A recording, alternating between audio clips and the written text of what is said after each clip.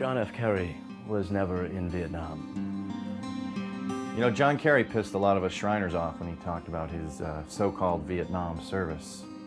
I watched Good Morning Vietnam, Platoon, Delta Force, Deer Hunter. You know, Kerry wasn't in any of them. No matter how many times I paused it or where I paused it, I didn't see Kerry once in any of them. And I started thinking, was Kerry even in Vietnam? People in the press are saying George Bush didn't serve in Vietnam. Well, that's a complete and utter lie. George W. Bush took it upon himself to rent a helicopter and fly to Vietnam.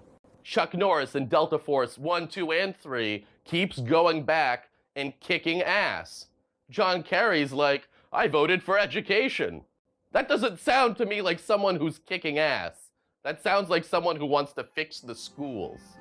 The majority of time John F. Kerry spent in Vietnam was not captaining a swift boat, but was captaining a pleasure yacht, a 16-foot starcraft cruising around the ocean there in the Tonkin Gulf, playing loud music, drinking the finest champagne.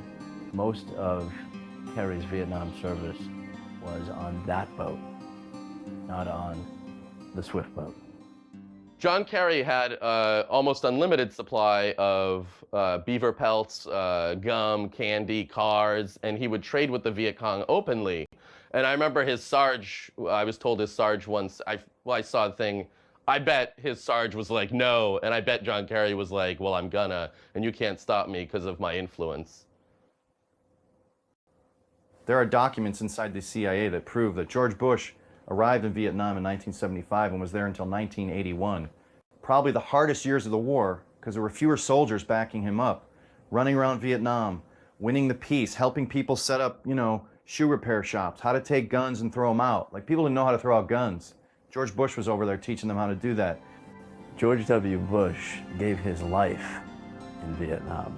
He died there. And his body was shipped back in a C-14 transport plane to Bethesda, Maryland. And when they brought his casket out on the tarmac, they heard a knocking. And it was coming from inside the casket. He was alive. Sponsored by Sons of People Who Know Karl Rove for Truth.